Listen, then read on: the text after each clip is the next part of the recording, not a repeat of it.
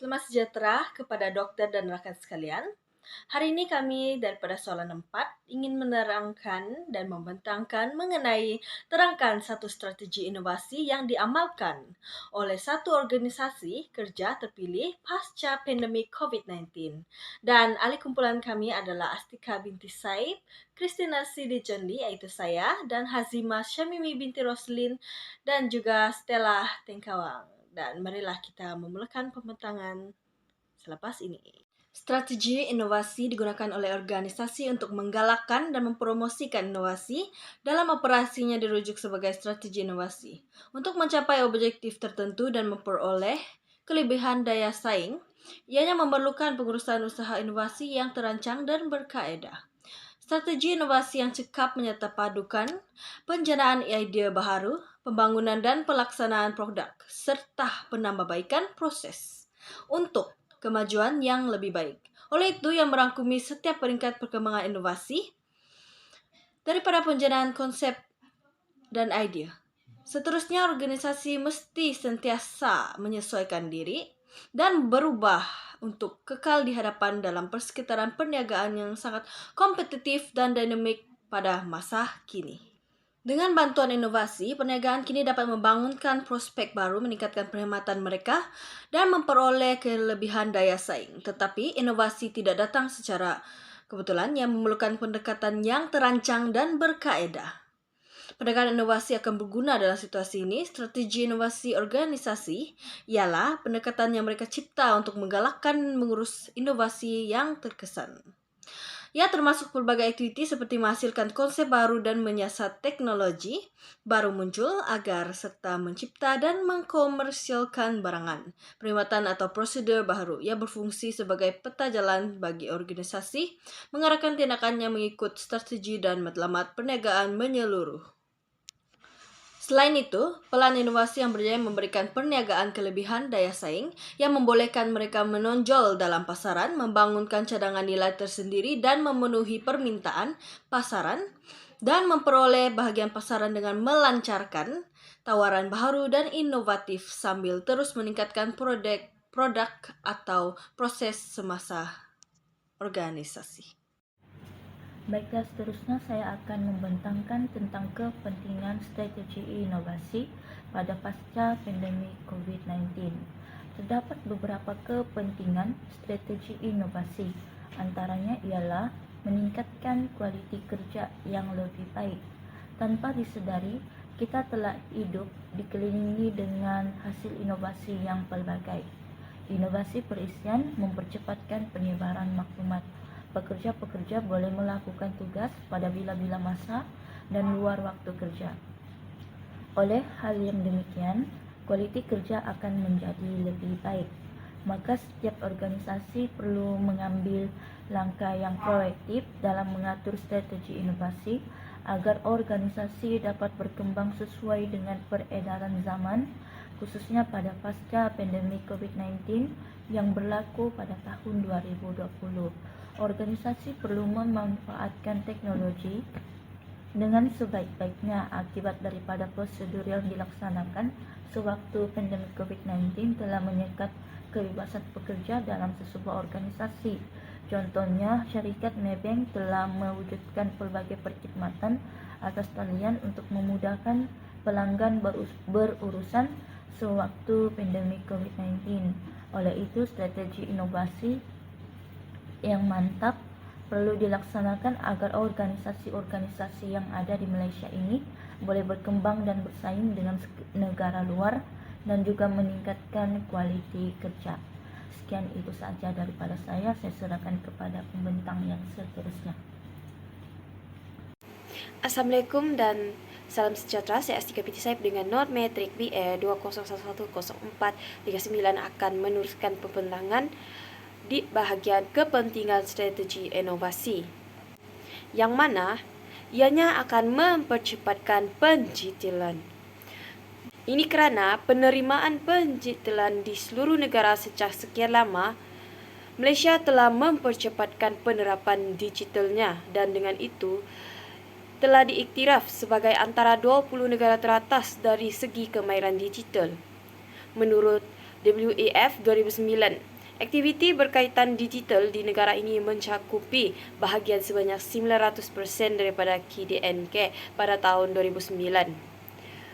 Momentum pendigitalan didapati semakin meningkat pada tahun 2020 berikutan pandemik COVID-19.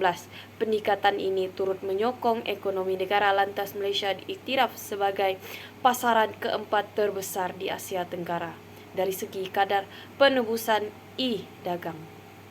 Selain itu, lebih banyak individu dan perniagaan sekarang menerima penyelesaian melalui digital untuk memperkukuhkan masa hadapan perniagaan mereka pada masa hadapan, khususnya di sektor swasta.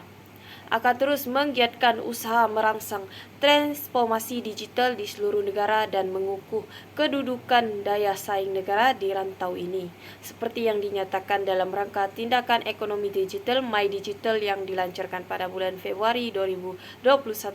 Rangka tindakan ini mengandungi pelbagai langkah untuk memacu Malaysia ke arah negara berpendapatan tinggi yang berorganisasikan pendigitalan.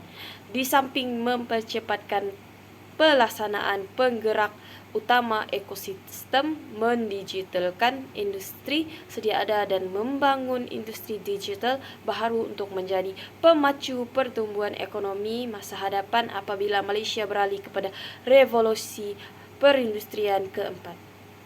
Oleh hal sedemikian, industri digital baharu ini juga meliputi industri yang dibangunkan dengan berteraskan teknologi simpadan, penyelesaian bioteknologi untuk memenuhi keperluan penjagaan kesihatan yang kian meningkat, selain penghijauan ekonomi untuk pengurusan risiko perubahan iklim yang lebih baik.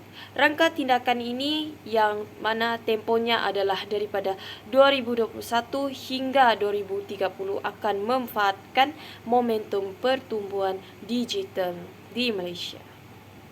Dapat dikatakan selama pandemi COVID-19, aplikasi teknologi telah memainkan peranan penting dalam banyak organisasi untuk membantu mereka beradaptasi dengan cabaran baru yang dihadapi. Maka satu strategi inovasi yang diamalkan oleh organisasi Maybank Games pada pasca pandemi COVID-19 adalah dengan memantapkan penggunaan aplikasi teknologi. Hal ini kerana aplikasi teknologi memainkan peranan penting selama pasca pandemik ini. Salah satunya adalah aplikasi teknologi mempengaruhi komunikasi dan kerjasama jarak jauh. Aplikasi komunikasi seperti Zoom, Microsoft Teams atau Slack telah menjadi alat asas bagi organisasi untuk memungkinkan kerja kumpulan tetap terhubung dan bekerja sama secara efektif meskipun bekerja secara dari rumah sahaja. Aplikasi ini memfasilitasi rapat virtual, panggilan suara, pertemuan video, dan berbagi dokumen secara real-time. Bukan itu sahaja, hal ini penting untuk kerja jarak jauh dan akses data. Aplikasi kerjasama berasaskan cloud seperti Google Drive, Dropbox, atau Microsoft OneDrive memungkinkan pekerja berkumpulan untuk menyimpan dan berbagi file secara online. Ini memungkinkan kerjasama kumpulan yang efisien, mengakses data penting, dan memungkinkan pengaturan kerja jarak jauh yang lebih fleksibel. Selain itu, aplikasi teknologi memudahkan pengesanan dan pemantauan penyebaran COVID-19.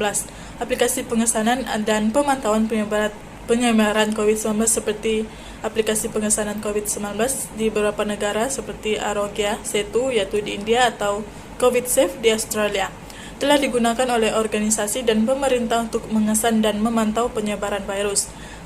Aplikasi ini memberikan peringatan jika pengguna telah berada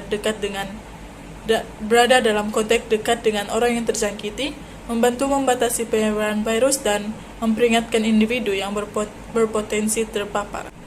Contoh lain aplikasi teknologi yang memberi peran penting dalam organisasi semasa pasca pandemik adalah aplikasi pengajaran dan pelatihan online. Aplikasi pengajaran dan pelatihan online seperti Zoom, Google Classroom, atau Coursera menjadi sarana utama untuk melanjutkan pendidikan dan pelatihan selama pandemik. Sekolah, perguruan tinggi, dan organisasi pelatihan mengaplikasikan model pembelajaran jarak jauh melalui aplikasi ini untuk memastikan keterusan pendidikan dan pengembangan pekerja. Akhir sekali, aplikasi kesehatan mental dan perundingan telemedik. Aplikasi telemedik dan kesihatan mental seperti Teladoc, Amwell atau BetterHelp telah menjadi penyelesaian untuk memastikan akses yang aman dan mudah ke perawatan kesihatan mental dan perundingan kesihatan. Organisasi menyediakan layanan ini kepada pekerja mereka untuk menjaga kesejahteraan mereka dan membantu mengatasi stres dan kecemasan yang mungkin muncul. Kesimpulannya, dalam dunia perniagaan yang sibuk pada zaman hari ini, strategi inovasi menjadi sangat penting untuk berjaya. Organisasi tidak boleh terus bergantung sepenuhnya pada barang perkhidmatan atau prosedur semasa belaka. Oke, mereka mesti menerima inovasi sebagai kecekapan utama dan mencipta rancangan menyeluruh untuk menyokongnya jika mereka ingin berkembang maju dan kekal relevan. Hal ini karena organisasi boleh mengeluarkan potensi kreatif mereka dan menyiasat proyek baru dan mengatasi halangan dengan bantuan pelan inovasi yang direka dengan baik dan dirancang dengan teliti. Organisasi boleh memotivasikan kaki tangan mereka untuk berpikir secara kreatif, mendalam dan mencuba konsep baru dan mengamalkan sikap pembelajaran berterusan dengan membina budaya inovatif.